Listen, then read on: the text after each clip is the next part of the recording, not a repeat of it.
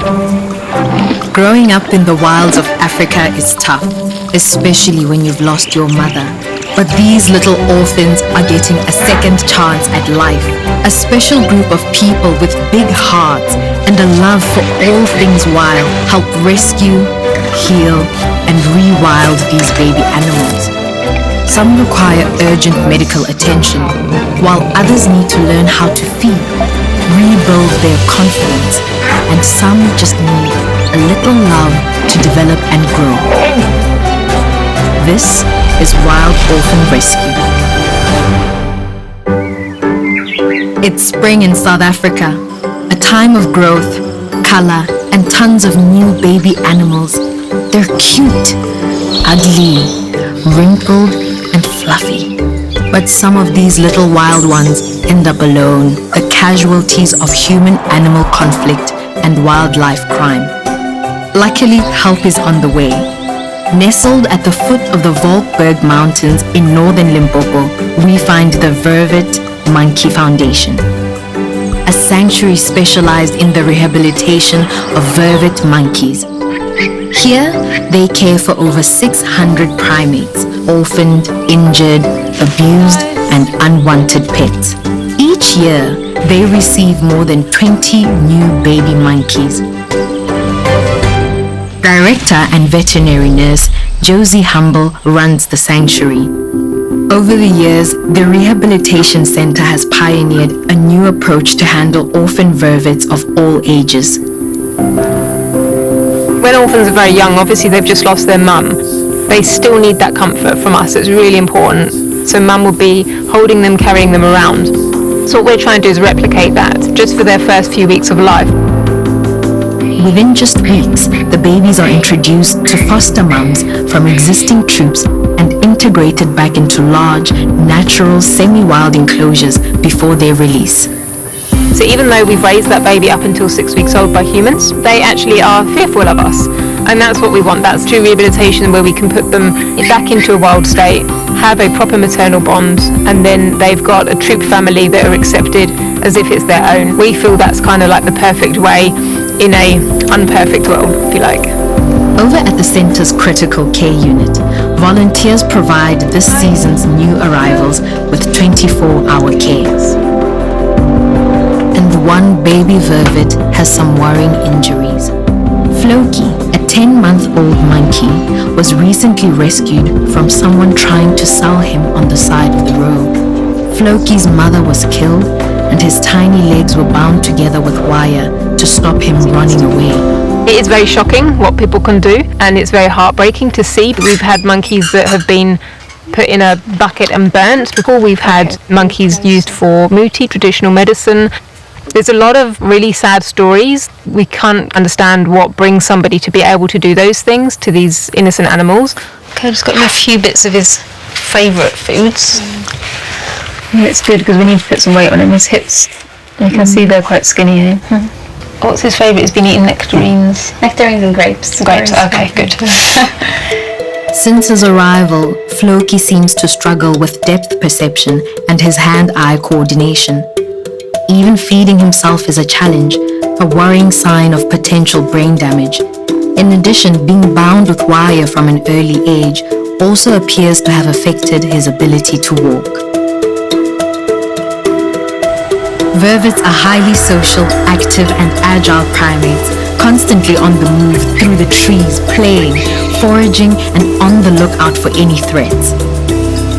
Those that can't keep up with the troop or escape predators won't last long in the wild.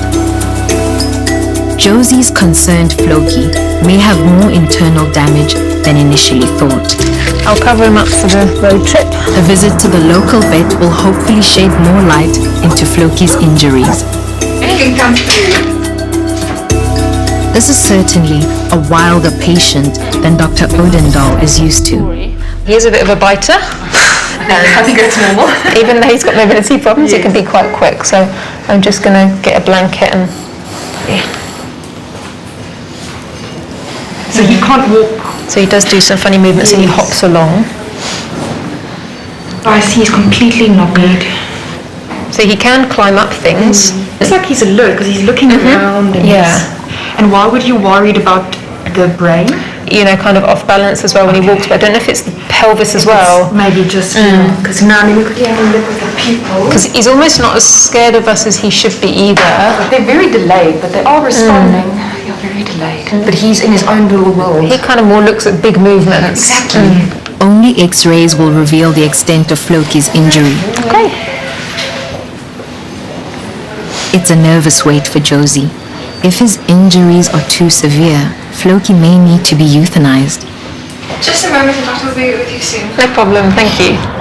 Finally, there's news, but it's not good. As we can see, the knock need is coming from, he does have a dislocation. It looks like he was somehow kept in an abnormal position, a trauma or something, because his left is also not normal. Some type of trauma did this. Tragically, both of Floki's hips are dislocated, and that's not all. Then the other thing, he did have an old fracture at his cranium. It has healed. This is most likely the reason that he is psychologically delayed. Unfortunately, very little can be done about Floki's brain injury, and to fix his hips, he will require surgery.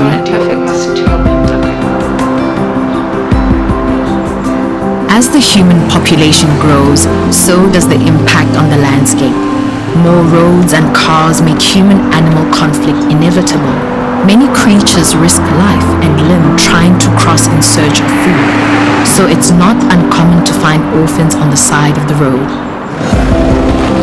Just 60 kilometers from the border of the Kruger National Park, a prickly new arrival makes its way to Umoya Kulula Wildlife Center.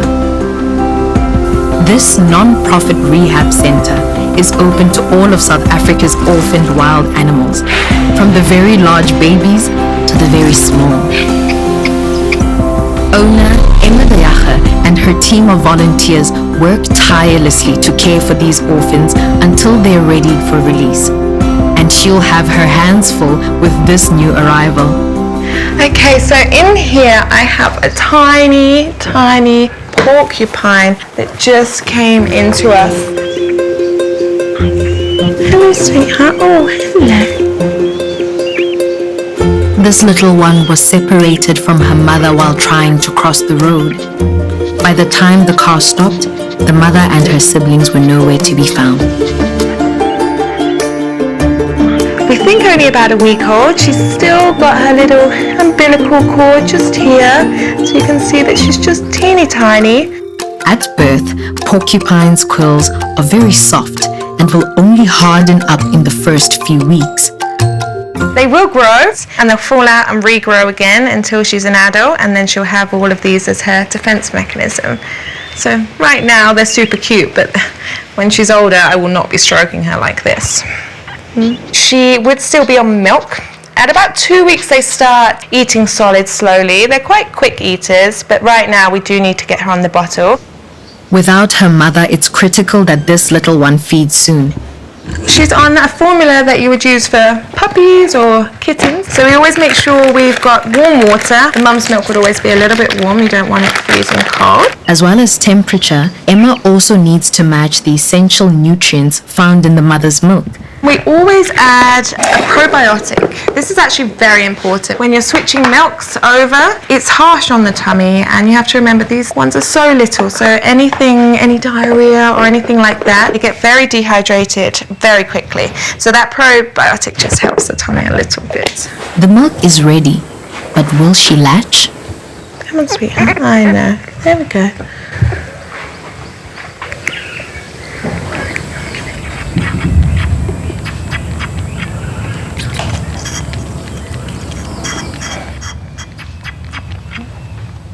It's a great success.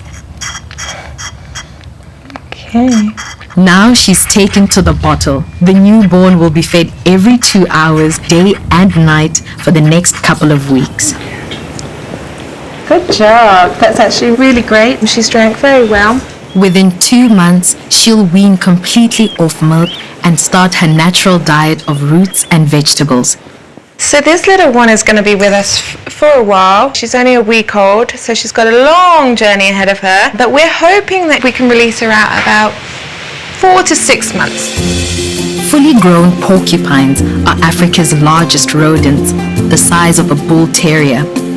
Killed for eating crops and irrigation lines, Emma will have to make sure she is eventually released far away from any farms. For now, she's safe and has lots of growing to do. As the landscape continues to change, Africa's wild animals are losing both their lives and their homes. Grasslands and woodland are replaced for farms and towns, displacing entire ecosystems, forcing many smaller animals to find refuge around human dwellings. Situated in the shadow of the majestic Drakensberg Mountains, we arrive at Mholoholo. This center has paved the way for wildlife rehabilitation for the last 30 years. Here, Brian Jones and his team of highly trained staff help care for injured and orphaned animals of all shapes and sizes. But Becky Lambert has never come across an orphan as small as this. A tiny newborn bush baby that recently fell from his nest in someone's roof. See, when he came in, he was very small, and we assumed he was premature because he was so tiny, like the smallest we'd ever seen. But luckily, he pulled through. He was a little fighter, so. Weighing only 12 grams, the same as a AAA battery, he was found on the floor cold and weak. Despite several failed attempts to reunite him with his mother, he was rushed to Mholoholo. We were definitely worried that he might not make it because he was so tiny. You could see the milk in his stomach, his skin was so thin, and he's lucky someone found him. Often mothers reject offspring that aren't fully developed, or if they sense something's not right, pushing them away. A seemingly harsh but necessary process to guarantee the healthiest baby survives. This teddy bear replicates his mother's warm touch, but it's up to Becky to feed this newborn every 2 hours throughout the day and night. He's so small, he can only be drip-fed with a syringe. So when they're this young, obviously they're only being fed on milk, so a huge concern for us is diarrhea. Any animal that gets diarrhea, especially babies, is a big worry. It can even lead to them dying if you don't get on top of it quickly, so we do take them off milk straight away and put them on some electrolytes. You can hear he's calling, so he wants a bit more milk, but he'll get more in a little bit. While this newborn is just beginning his rehabilitation, there are some other bush babies at the center that are getting ready for their release. All 5 bush babies arrived at Mholoholo just 6 months ago and have grown up together. Becky's here for their daily health check and to give them a goodbye treat. They all came in as tiny orphans, and one of them actually came in very close to not making it. He was so cold and so weak, but now, as you can see, they're all nice and big and healthy. Now fully grown, these nocturnal primates are capable of surviving on their own in the wild. Their big eyes have developed to track insects in low light, while their large ears work like radar dishes to zero in on prey. Their now powerful legs allow them to leap over 2 meters, 12 times their body length, the equivalent of a human jumping the width of a soccer pitch. In the wild, they'll use this incredible agility to evade predators or snatch flying insects out of the air. So we have a light that we put on here at night, so they learn to catch themselves, because obviously the bugs are attracted to the light. In the next few weeks, the newborn bush baby will move into this enclosure where he too can learn to jump, hunt, and become more independent before his release. Over the years, Becky has noticed a steady rise in orphaned bush babies arriving at the center, but it's not always because of humans. Due to the overpopulation of elephants in this area and in South Africa, they cause a lot of habitat destruction just because there's so many of them. We're losing so many big trees that these guys used to sleep in and build their nests where they have their babies, so the numbers are starting to decline. That's why also a lot of people find them in their thatched roofs and things, same with squirrels, because there's less big trees around. With safe release sites few and far between, it's vital that the bush babies are in peak physical condition before they leave. They all look really healthy, there's no injuries, they all also seem to be getting on well, no starting territorial fights or anything like that. So as soon as their release site is finalised, they'll move there for a soft release. In the next few days, these bush babies will be back in the wild where they belong. Back at the Vervet Monkey Foundation, Floki's big day has arrived. While Josie attends to the orphans back at the sanctuary, animal manager Mark Ashcroft accompanies Floki to surgery. Floki's legs were bound with wire, dislocating both his hips, while a fractured skull has affected his motor skills. It's a bit of a special case and it's incredibly unfortunate because that's going to affect him for the rest of his life now. So not only losing his mother but also been permanently injured. Floki will never be perfect, but hopefully this surgery will increase his mobility, giving him a better quality of life. Good morning. Good morning. Good morning. How are you? Very nice. Very nice. Dr. Sherpas has successfully operated on many injured wild animals, so Floki is in good hands. If you can just take him out for me, please. He's fairly well behaved. As I say, he does have mobility issues, so he can't just run away. He kind of hops with his two back legs together. Let me put this open. You can tell he has suffered some sort of psychological issues. He's not nice eye movements and nice pupillary reflexes, so I think he recovered fairly well from his head injury. Yeah.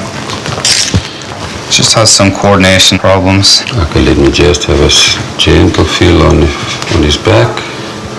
Just let him face a little bit towards you. Right, like that. That's perfect. Okay. The plan forward is we're going to tranquilize him first. We'll put him on a drip. Yes. And then we will plan surgery.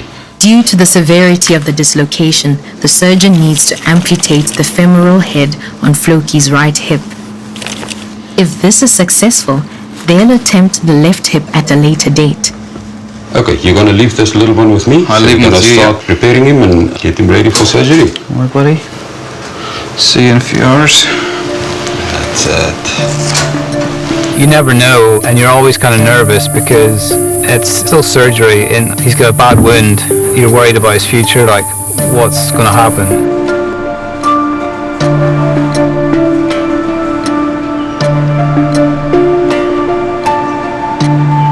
After a nervous 3-hour wait, Mark is invited into surgery for the final stitches.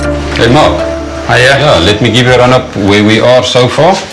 Looks good. That is the head. We did up the initial muscle stitching underneath, and now we're busy with a special technique because vervets and baboons like to pinch through the stitches. Yep. So even if you lick out the superficial stitches, you will not be able to get to my bottom stitches. Yeah, okay. they do like to pick at it.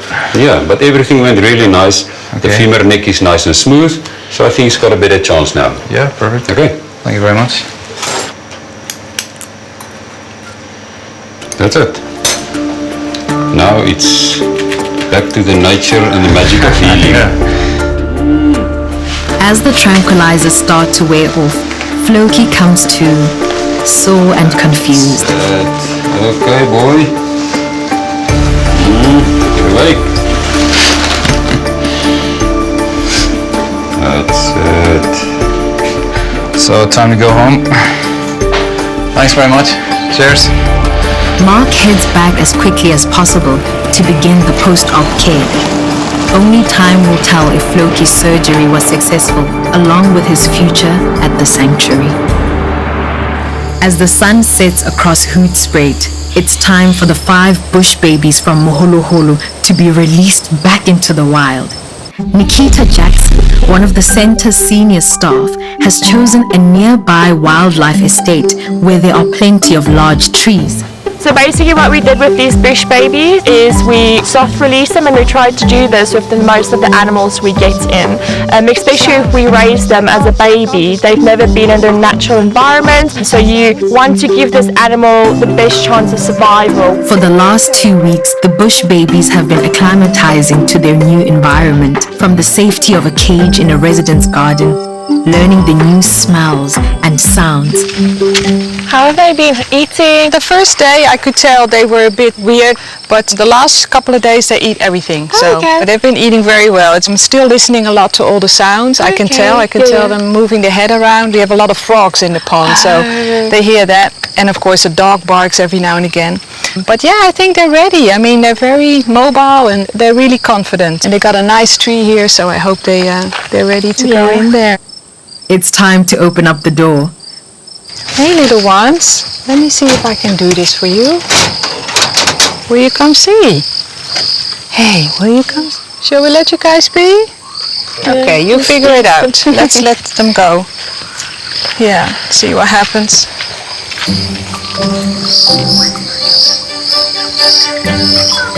After 6 months in rehab, it's a strange new world out there. Oh wow! But eventually curiosity takes over.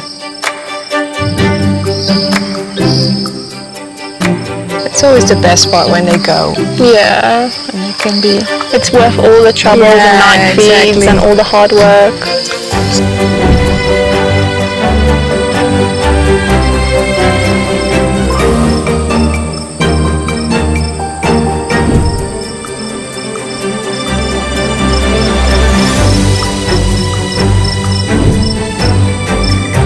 One by one, all 5 of the bush babies disappear into the night, free and wild again. They release them very well. They all left the cage, they're bouncing around. We actually saw this one catching a moth right now, and it's really nice to see these animals in their natural environment. All the hard work is all paid off. It's such a nice feeling to see this. The cage door will remain open, allowing the bush babies to return to feed or just to feel safe, until they're ready to venture out alone, find a territory, and start a family of their own. It's been 4 weeks since Floki's surgery, and over at the Vervet Monkey Foundation, Mark is eager to check on his progress. Surgery went really, really well. The vet was very happy, and the wound itself was great. Over the last couple of weeks, he's just got his energy back. He's getting a bit of strength into that leg again. So you can see the wound's actually just here on top of the outside of the thigh. You can't really see it, and we just took the stitches out a few days ago. So really, really good. And you can see when he gets excited, he starts hopping around. He still doesn't quite walk on his legs, but he does this little bounce. Despite Floki's new license to roam, Mark still has concerns. He can't really climb, like you can see he struggles to grasp with his hands. He needs to be able to get off the ground if there's snakes and react to predators. He can't really defend himself either. It's not really fair putting him in a big troop where there's a lot of pressure. Vervets can be aggressive due to the social structure they have. They're always fighting for position, and they redirect aggression, and he could get picked on. For the next month or so, we just have to see how he uses his right leg, if he starts using it properly. But he's doing so well that he may not have to have the same operation again on the other side. But it's really just a waiting game. He's going to be in here for quite some time, but thankfully he's got lots of friends. It's unlikely that Floki will ever leave the sanctuary. Instead, he'll join other special needs monkeys at Calypso Corner, a specialized enclosure in a quiet part of the center that accommodates maimed, blind, and brain-damaged vervets. For now, though, Floki gets to try out his new hip and enjoy the company of the baby orphans. Growing up in the wilds of Africa is tough, especially when you've lost your mother. But these little orphans are getting a second chance at life.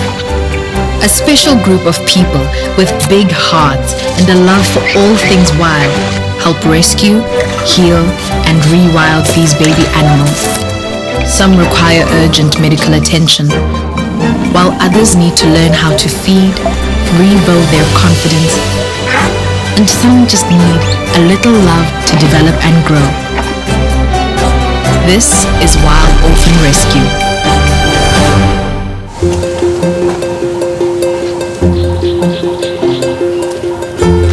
In spring, the wilds of Africa are bustling with new life. Newborns open their eyes for the first time, while others learn to walk, climb, and feed. From the very smallest to Africa's largest animal. Nestled between the Drakensberg Mountains and the Kruger National Park, we find Herd, South Africa's first elephant orphanage. With the growing number of displaced calves due to poaching, Dean Rood, owner of Jabulani Safari Lodge, built a dedicated center to rehabilitate baby elephants in need. Adine's mission, with the help of her devoted carers, is to introduce orphaned elephants into a new family, a second chance of life with another herd. Hello, my second. Today, she's checking in on one very special baby orphan that arrived earlier this year. This is Khanyisa, an albino elephant. Khanyisa is lighter. You can see certain areas that is very pink behind her ears, especially over here. The rest is basically the mud and the sand bath that makes her darker. So this is actually a true color. Once she's in water, you can actually see that she's totally pink. As always, her carer Joshua, who's worked with animals for over 20 years, spent the night by her side to provide security and comfort. My favorite part is at night, because at night I can learn how they sleep, what do they do when they sleep. They snoring, they dream, just like us. So it's amazing to learn things like that. Just a few months ago, Khanyisa was fighting for her life. At only 4 months old, she was found trapped in a man-made snare, desperately trying to free herself for several days. The wire cut deep into her ears, neck, and mouth. With no sign of her herd, Khanyisa was left traumatized with severe injuries. So the snare went through her mouth. There were 2 wires and they had a knot in the middle.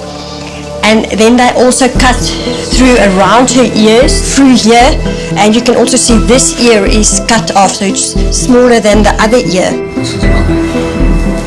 Wildlife vets and carers worked day and night to attend to her wounds. Weak and scared, she remained in critical condition fighting off numerous infections. More worryingly was her inability to feed. The lacerations around her mouth made it near impossible for her to drink. When she took a bottle, and she didn't drink because it was extremely painful for her. But through weeks of perseverance, Joshua managed to get her to feed. Elephant milk isn't something you simply buy off the shelf. A precise and measured formula is created and adapted for the various stages of her development to make sure Khanyisa gets the vital nutrients she needs. At only 10 months old, she already weighs 4 times more than Joshua. Basically, she gets about 2-liter milk bottle 10 times a day, so she gets about 20 liters per day. As well as her milk, Khanyisa has also found comfort in another loyal resident at the orphanage. Lummy is a sheep. Again, go. Now, once the babies arrive, they're very, stressed. She plays a major role in calming them. These best of friends sleep, play, and eat together. I don't think Lummy thinks she's a sheep at all. I think she thinks she's an elephant. She thinks that's her size. As Joshua's shift ends, Khanyisa comes to say goodbye. Animals, they are like us, if you get to know them, because they, especially elephants, they live in family groups consisted of female matriarch. So if you can learn and see how they play their role, they are like humans, so it's part of us. So we should have to look after them. our children wants to see them. So if we destroy animals, then we don't have future. In the next few weeks, once Kanyisa gains more strength and confidence, she will be ready to be introduced to her new family, the Jabulani herd. Kanyisa's tragic start in life is slowly turning around. But many animals in Africa are still considered pests. Chakma baboons and vervet monkeys play a critical role in seed dispersal throughout South Africa. Home to the largest diversity of grass species in the world, and many large animals such as elephants, rhino, and buffalo cannot survive without these grasses. Yet many see baboons as vermin and a target for rifles, snares, and poisons. Hidden within the vast citrus farms of Litzedele in Limpopo is one of the world's first primate rehabilitation centers. Welcome to Riverside. Built by their own hands, Bob, Lynn, and their son Mias created this sanctuary. The center houses 8 large semi-wild rehabilitation areas, 2 nurseries, food prep, quarantine, and its own clinic. Rosie, an 8-month-old baboon, is isolated in sick bay, recovering from a near-fatal injury to her abdomen. This temporary crate helps restrict her movements and keep her wound sterile. I'm not really into speculation as to know exactly what caused the injury or what might have happened in the enclosure, but it was a really bad laceration. It may have been an attack from another baboon asserting dominance, or just an accident. No one knows. But it's an injury she wouldn't survive in the wild, and the biggest concern now is infection. Hello, my girl. Hello, my girl. Shall we do this? Stretch out. Wrong way, down there? Okay. Yes. Nice. Arms. There we go. There we go. It's vital to keep her wound clean every day. Rosie presented with a massive laceration. Normally, I mean, that is something that heals quite well, yeah? So, unfortunately, every once in a while you deal with something that is called necrosis. What necrosis is a process that is usually caused by an inflammatory response that is caused by a bacterial or a fungal infection. She's responding very well to treatment, and if I need to guess, I would say maybe another 2-3 days in clinic and she's good to go. Rosie will remain in isolation where her condition can be closely monitored. You're stinky. You're stinky. She's good to go. You good? Are you good? She's really good. I'm very impressed. The healing process has actually started very well. The stitches have held and her wound appears to be healing, but there is a more serious concern for Mias.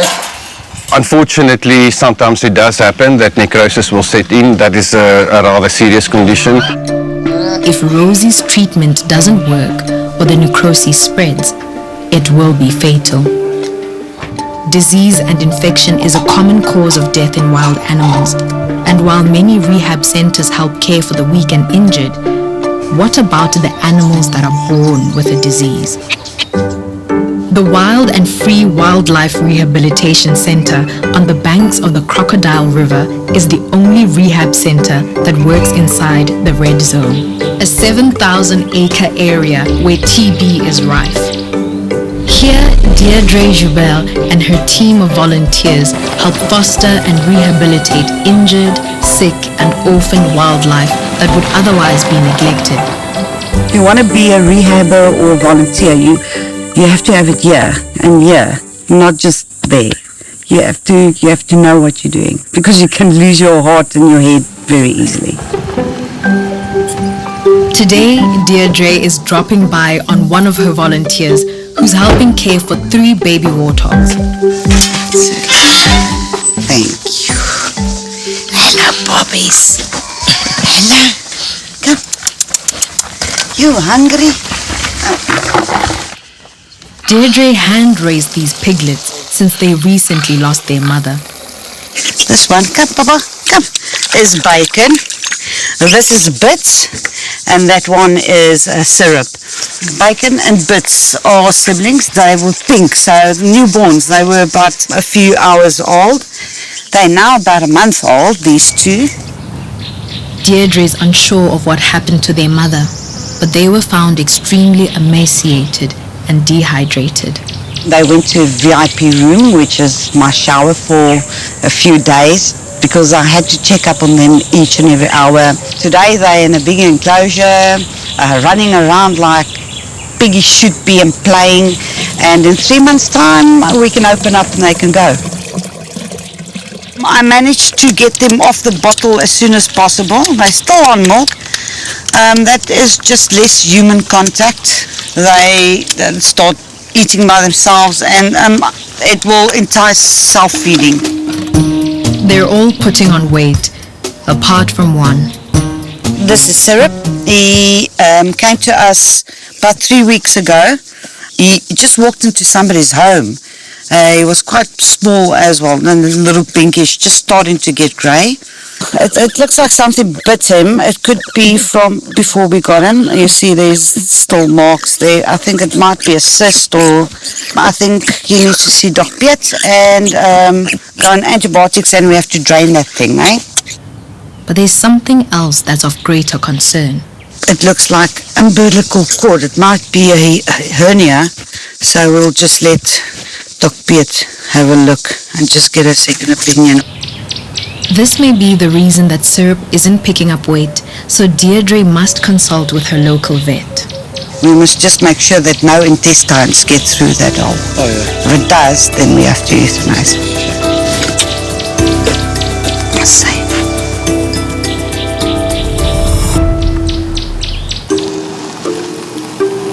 Meanwhile, over at Umoya Kulula Wildlife Center, Emma has received an urgent call for a mysterious arrival. We're just on the way to our local vet. She just gave me a ring, and someone brought in a puppy, but we're suspecting it's not. So I'm just going to go and have a look and identify it. Sometimes the animals have in fact been abandoned by the mother because there is something wrong with the baby. The mothers have sensed it and they have abandoned to kind of carry on with the rest of the litter.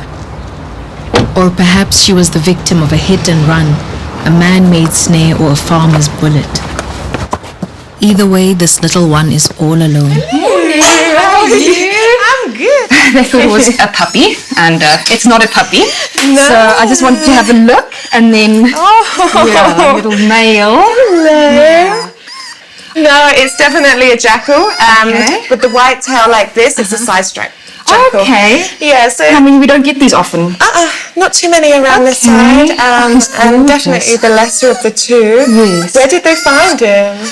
They said at the side of the road. They actually picked him up, and they thought it was a puppy, so they just wanted to, come and have a general examination, make sure he's safe and, friendly, and yeah. Are you going to come back with us, huh? Okay, perfect. Right, let's get you back to the centre. To make sure the baby jackal has no underlying conditions, Emma will monitor him for the next few weeks. Now, unfortunately, he's been away for a couple of days, so we won't be able to put him back with his mum, but he can come to the centre. We will get him in the rehab process and get him back out into the wild as soon as possible. Luckily, this orphan was found in time and handed in, giving him the best chance of survival. Without his mother's milk, the little pup must be starving, but he first needs to get checked in. Right, let's have a little look at you. Hello. Hello, ridiculously cute. Alrighty. So whenever an animal comes in, we're just going to do a checkup. Even though they've been to the vets, we're just going to have a little look here also. Okay. Tummy does feel a little bit big, but the vet did actually give a deworming. So I'm sure there are a few worms that are going to come out. Yes. And then we are just going to weigh you as well. Okay, sweetheart, don't wriggle. Stay still. 1.17. Good job, sweetheart. So the next step for you is, I'm sure you're very hungry, aren't you? Yes. So we want him to go onto the bottle. He would still be drinking milk at this age. So the next step is to make up the formula and try and get him drinking. What do you reckon? Yeah. To make sure he's getting all the vital nutrients he needs, a formula mix is used and warmed to replicate his mother's body heat. Probiotics are also added to help prevent diarrhea, one of the biggest causes of dehydration and death in newborns. Therefore, it's critical the little jackal drinks. Milk time! Hi, you hungry? Oh, you're hungry. Right, let's see. There we go. Let's see, come on. It's not always easy for a wild animal to take to a bottle. So when animals first come in, this is so new to them. The teat's different, the milk's different, so they always take a little while to get them drinking. It's a slow process and you have to be super patient, don't you? Yeah, but we'll get there. This may take some practice. It is important we do get him onto drinking and fluids as soon as we can. So you just have to, little by little, try and try again until he gets the hang of it. Come on. Emma will try again every 2 hours, day and night, just like he'd be fed in the wild. This isn't perfect. I would love him to start drinking, but this is expected. It happens all the time. So we will try him in a little bit, and it's just important we make sure he doesn't get dehydrated. Play is also a key part of his rehabilitation. We need to be with him so he feels secure and confident. He needs to grow his confidence like he would in the wild, because that's how they go on and they learn how to hunt, for instance.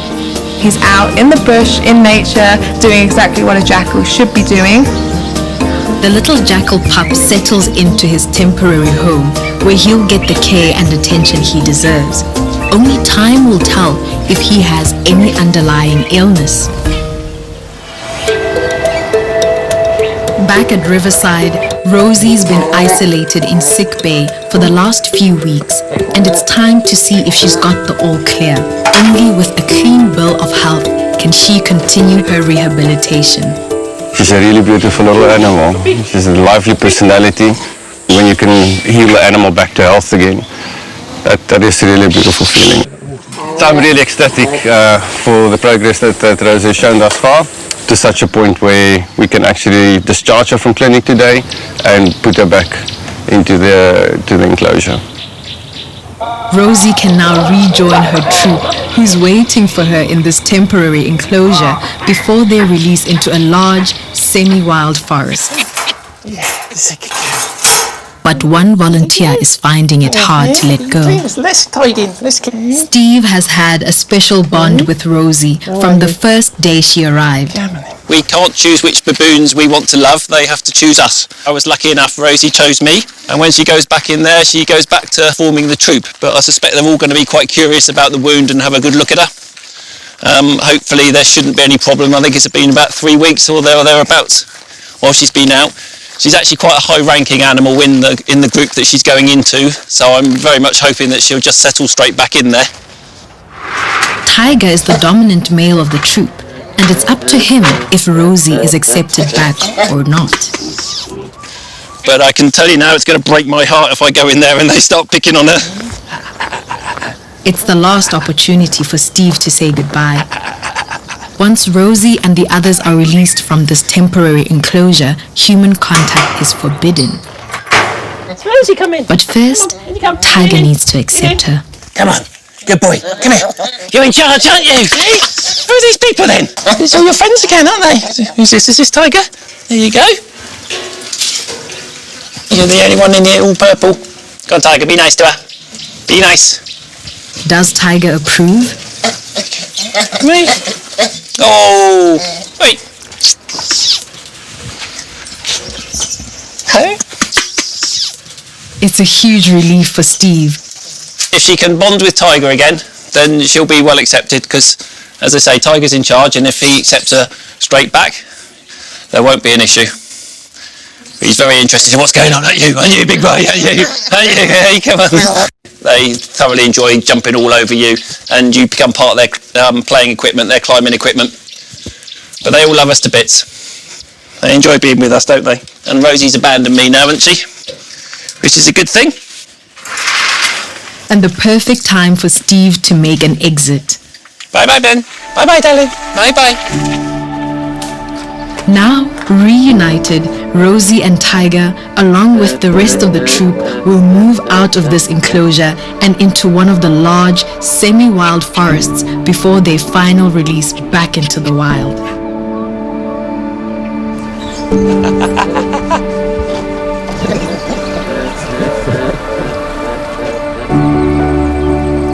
Further back south at Wild and Free, there's a sad development with the baby warthogs. Unfortunately, we lost Syrup last night. That was the smaller one of the three. We battled for him to pick up weight, and he had hernia. And before our vet could get to him, he actual fact died last night. We tried to save him, we tried to pull him through, but unfortunately, we lost the battle. And that's just reality of rehabbing. If there's something wrong, you are going to lose animals. It hasn't sunk in yet with Syrup's death. I think tonight when I go to bed it will sink in, and I will cry. It's one of our animals. One of the animals we lost, and we fought for him, but we couldn't pull him through. It wasn't meant to be.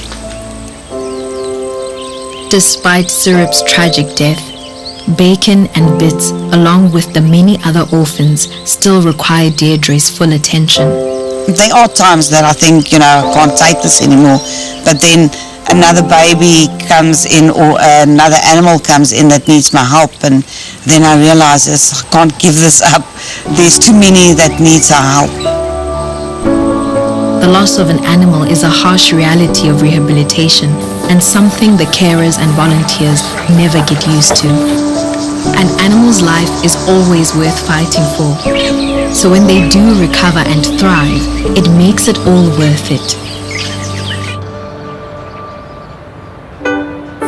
Back at Umoya, there's one baby that is coming on in leaps and bounds.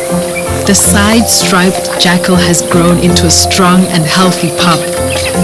He is now in a pre-release enclosure where he has the space he needs without daily one-on-one human contact. He's healthy, he's happy, he's eating, so all good signs. Obviously, sometimes we just have to wait and see, but for now I would say he's 100% releasable. He is naughty, actually, like a puppy should be. He is playing, and he's got a great little character on him, and really this is the first side-striped jackal I've raised, and they're amazing little ones. Soon, Emma will cut off all human contact and they'll find a safe release site where this young jackal can once again roam free in the wild. Growing up in the wilds of Africa is tough, especially when you've lost your mother. But these little orphans are getting a second chance at life. A special group of people with big hearts and a love for all things wild help rescue, heal, and rewild these baby animals. Some require urgent medical attention, while others need to learn how to feed, rebuild their confidence, and some just need a little love to develop and grow. This is Wild Orphan Rescue. It's spring in South Africa. As the temperatures soar, everyone struggles in the heat, especially the baby orphans. Along the banks of the Crocodile River on the southern border of the Kruger National Park, we find Wild and Free, the only wildlife rehabilitation center that works within the red zone, a 3,000-hectare area where TB is rife. Here, Deirdre Yobad helps foster and rehabilitate injured and sick newborn orphans that would otherwise be neglected. One of her senior volunteers, Jean de Beer, has an urgent arrival.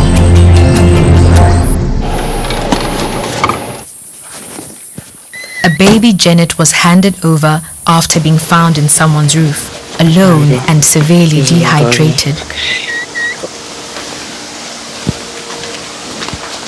Okay, could you maybe hold? I just want to put on my...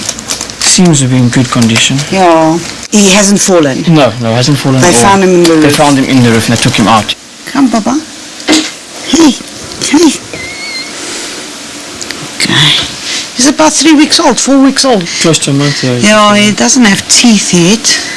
I'm looking for any breaks, any dislocation, anything that might say why mom left him. Often mothers reject offspring that may have a birth defect to guarantee only the healthiest babies survive, which means there may be more in the nest. It was found on a roof, so I've asked Jean to go back there to have a look if there's no more babies, because Janet doesn't have just one baby. Could you maybe go and have a look for me? Thank you, Jean. Janets can produce litters of up to 4 kittens, so it's critical Jean finds the nest as quickly as possible. At night, these highly agile creatures hunt small mammals, insects, and birds and hide out in tree hollows to escape the heat of the day. But as deforestation and habitat loss continues around South Africa, more genets are finding refuge in people's roofs. And with daytime temperatures reaching over 45 degrees, the other babies won't last long. Hello. I don't think there's any more. Don't you think so? You can come and look, but we have now. You haven't heard anything else? He looked and he couldn't find anything. I looked out and I just saw a tail because she jumped somewhere.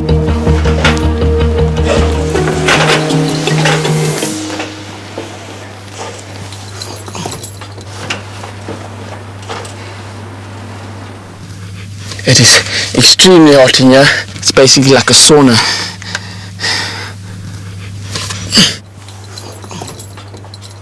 There's normally 2 that we find. Sometimes we do only get 1. If there is babies, they should be down here. While Jean searches for more kittens, Deirdre tries to save the first one that arrived. Come, let's try. Hydrate you, Baba. All our animals are dehydrated. If they come in, there must be something wrong. In this heat, if the little one doesn't drink soon, it may die. Yes, she's scared. You see, the tongue is a little bit white, but this is special glucose that will make him pick up a little bit. Deirdre uses a cocktail of special electrolytes supplied by her local vet for these critical cases.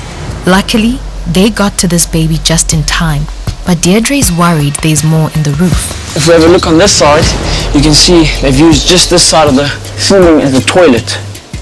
They normally make holes to get in, but I see there's one entrance over that side, and there's nothing else on this side.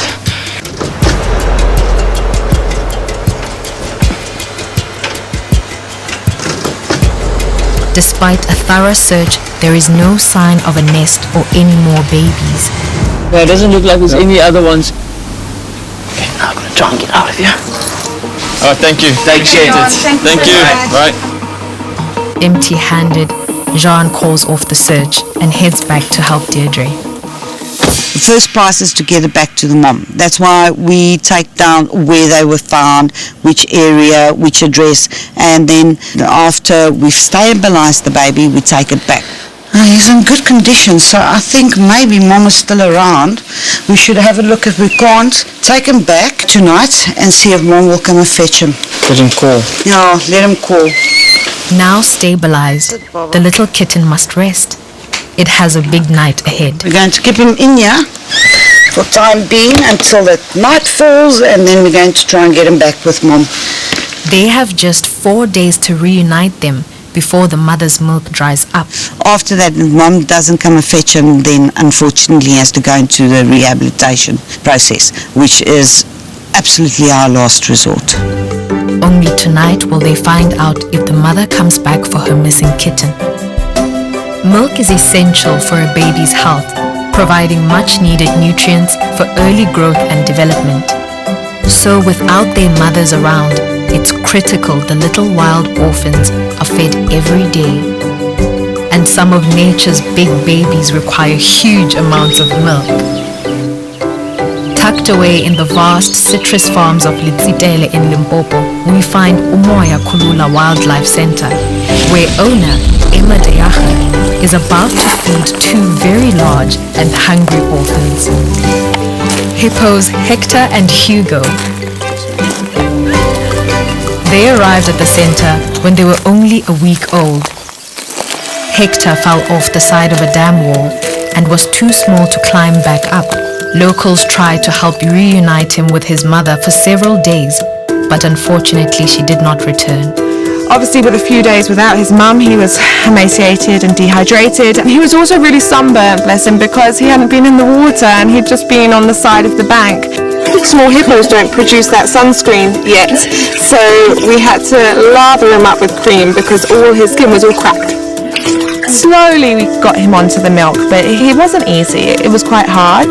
The other little one, Hugo, was found alone in a local orchard covered in cuts. His mother's body was discovered nearby, and it's believed they were both caught in the middle of a fight between two male hippos battling for territory. Despite their tragic starts in life, Hector and Hugo are now growing up together and have become the best of friends. So they're doing really, really well, and they're both chomping on grass. They have a lovely dam that they go into, and then they walk on the farm quite freely so they can explore and become confident. Both the youngsters are still on milk, which means Emma has to prepare over 16 liters of raw milk every day. So we feed the hippos 4 times a day, but they're somewhere on the farm roaming around. Now sometimes they want their milk and sometimes they don't, and it can be quite a task to get them to feed. Emma calls in assistant manager Catherine Lister to help out. Don't hear anything. Hector! Hugo! Quick, quick, quick, quick, quick! Come on, hippos! Hector! Hugo! Come on! Quick, quick, quick! Quick, quick, quick!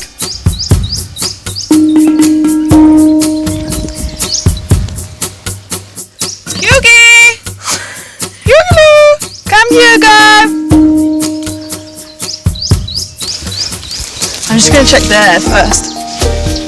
Feeding time sometimes doesn't go to plan. They're 12:30 feeding now, and they're somewhere in the bush. If they're hungry enough when we call them, they come. These hippos don't rush for anybody. Come on, Hector! Hugo! I don't think they're down here. As we're weaning the bigger one, Hector, off, you can tell he's not getting his full milk, so he doesn't want to come in. And they're becoming wild animals. They don't do what we want to do sometimes. So we have to trudge out into the bush and find them and make sure they're getting their milk. But they're exploring further and further every day. So soon, I'm sure they'll stop listening to us completely. Emma discovers the two troublemakers hiding under a bush. Right, come on, Hugo, you're going to come and get your milk. I don't know how, I just walked through the bush and missed 2 hippos.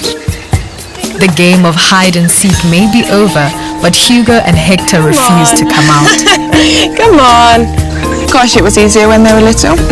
No? One thing to command a dog or a cat and teach them what to do, but let me tell you, it's another thing when you've got 2 adolescent hippos. Come on. While Emma continues to battle with some of Africa's largest baby animals, over at Hoedspruit Reptile Center, they have their hands full with a slithery new arrival. This oasis, hidden within the mango and citrus farms of Hoedspruit, is one of the oldest reptile centers in Africa. For the last 36 years, it's become a safe haven for injured and displaced reptiles of all shapes and sizes. Here, Chris Cook and his experienced team of handlers rescue and rehabilitate one of Africa's most feared creatures, snakes. The main purpose of the centre is to educate people. I really feel that we are not going to be able to protect and conserve reptiles in the wild unless we dispel a lot of the myths that are very often centred around them. There's a huge cultural belief that snakes can sometimes be evil, or certain reptiles can mean bad luck, and because of the fear factor that surrounds these animals, many people resort to killing them. Folklore, fear and misunderstanding means that each spring, Chris and his team receive many snakes that have been attacked or critically injured. This morning, Chris and Dr. Jessica Briner need to attend to a baby egg eater that was recently rescued from someone's home. Nearly all snakes abandon their eggs, leaving their hatchlings to fend for themselves. So it's important to get this baby back into the wild as soon as possible. But before they release it, they first need to feed it. And this nocturnal snake has a very specific diet. On our to-do list today is to feed and release this little snake. It was brought into the center, found in somebody's garden. We've had it for a little while. So when they come in, they get water. If possible, then we give them food as well. And something like an egg eater is tricky. It's not easy to get tiny little eggs that a baby egg eater is going to be looking for in the wild. At night, they raid bird nests, consuming the eggs whole and spitting out the shell once they're done. But this chicken egg is far too large, even for an adult. So Jess and Chris have found a unique way to feed this hatchling. So we always prime the tube, because this is a little guy, he's not actually getting all that much. Okay, here we go. The lubricated tube is inserted a third of the way down the snake's body, directly into the stomach.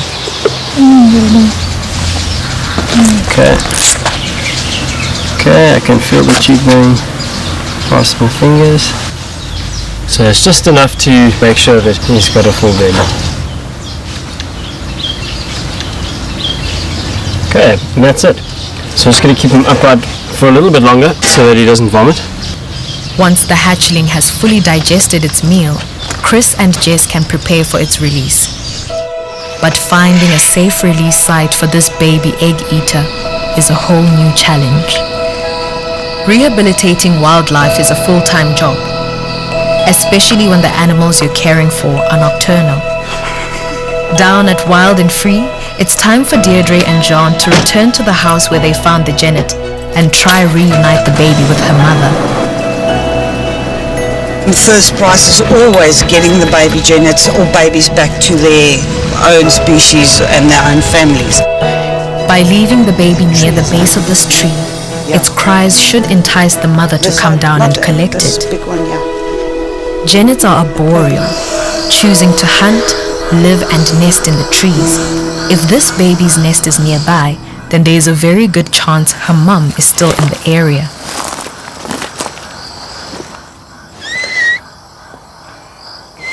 Did you hear something there?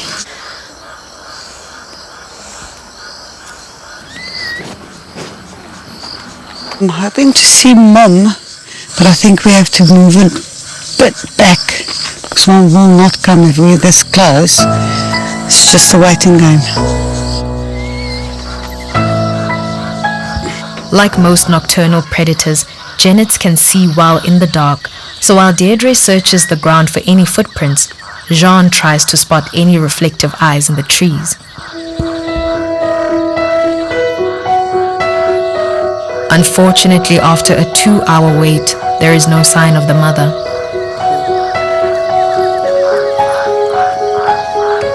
They will return with the baby genet every night for the next 4 days in the hope she may return.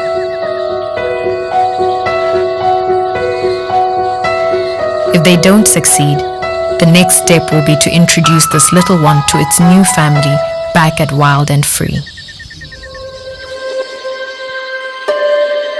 Over at Umoya Kulula Wildlife Center, the 2 baby hippos are starting to get hungry. If they want milk, Hugo and Hector must come out of their hiding place and into their enclosure. Hector! Hugo! Come! Hello, come on. Let's go get your milk. Eventually, the allure of warm milk is too hard to resist. That's it. Come on, Hugo. Come on. And wherever Hector goes, baby Hugo follows.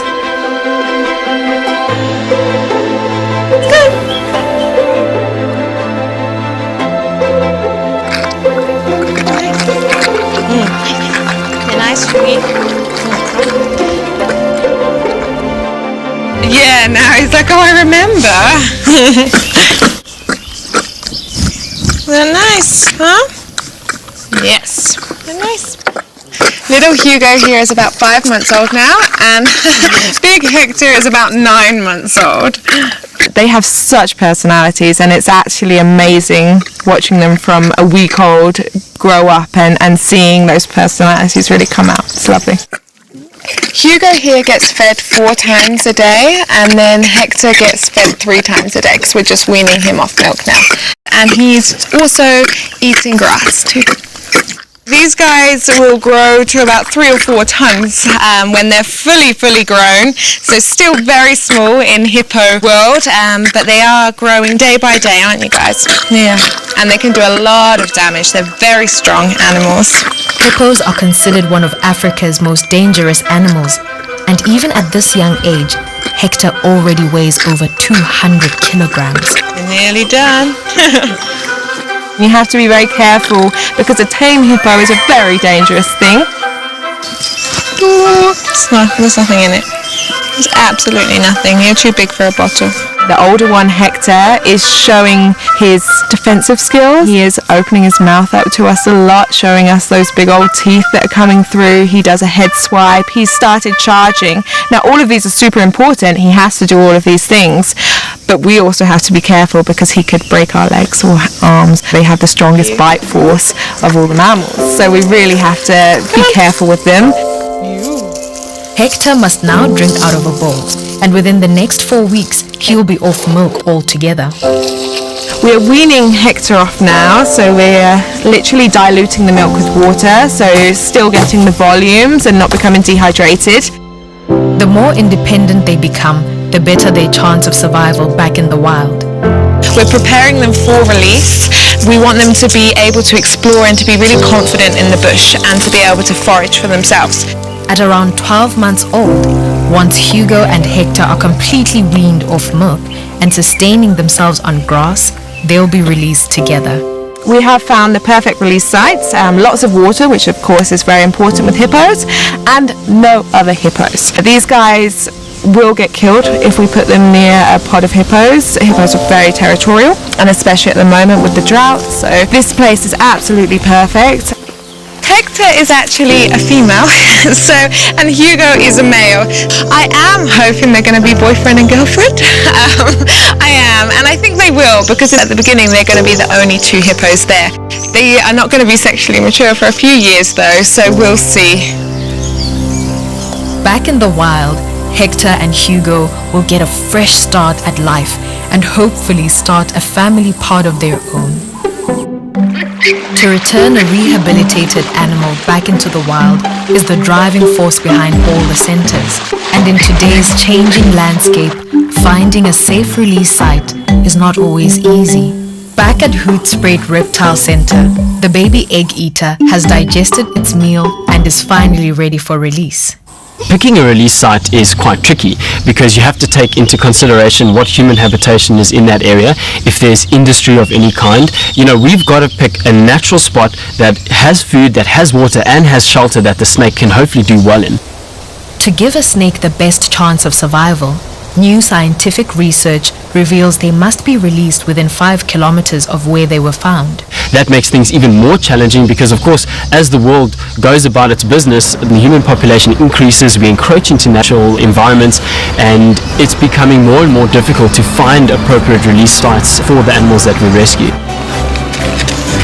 So I think what we should look for is a nice little hollow in a tree, something like that.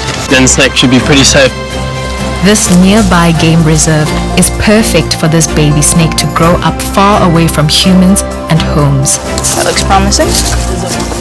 These animals come in, they need our help, we do the best that we can, but when you release it and that animal's gone back into the wild, that makes all the challenging parts of our jobs absolutely worth it, and we know we've done really good conservation work. Here we go, let's send him on his way.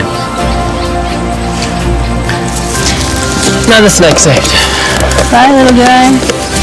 With its belly full, this egg eater can safely rest here until nightfall, and it's ready to investigate its new home. As one baby's journey through rehabilitation comes to an end, another's is just about to begin. Back at Wild and Free, it's time for Deirdre to introduce the new baby Janet to 2 other orphans Jean is hand-raising.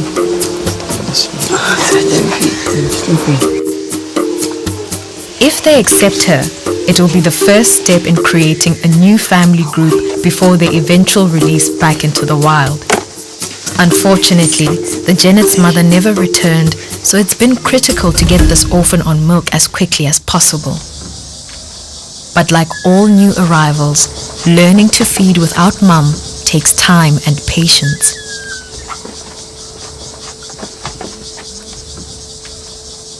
We're going to have to start feeding this one the same as the others every 4 hours. 24/7. 24/7, yeah. The new arrival is certainly getting everyone's attention. This one just wants to go and have a look. Not only do they need to teach her to feed, but also how to go to the toilet. In the wild, the Genet's mother would lick her after feeding to stimulate bowel movement, so Deirdre mimics this with a wet wipe. The only thing you can see that the animal's still healthy is by the poo. Because remember, this milk we are feeding them is not their mom's milk. It's milk that is for kittens, ordinary kittens. So yeah, you have to keep a close eye on this. Every new orphan feeds differently, so it's important to get into a rhythm with each and every animal. And this little one has plenty to learn. Once all 3 baby Genets are fed, it's time for a formal introduction. But being solitary creatures, there's no guarantee they'll get along. So you just want to make sure that they accept each other and they're happy. You see Papa? No, he's seen nothing. See the smelling, that's quite important. But luckily they don't have teeth yet, that they won't be able to hurt each other. So that's a good time to introduce them because they have to become siblings and to be a family unit. I think we can put these two together. It appears they've accepted each other. She's relaxed a lot. Oh, she relaxed now. She's like grooming and stretching and doing what she does. It's a great start to her rehabilitation, but the new baby Genet has a long road ahead. In the next few months, once they've weaned off milk, all 3 Genets will move into a large semi-wild enclosure with minimal human contact, where they can start their natural diet of meat and insects.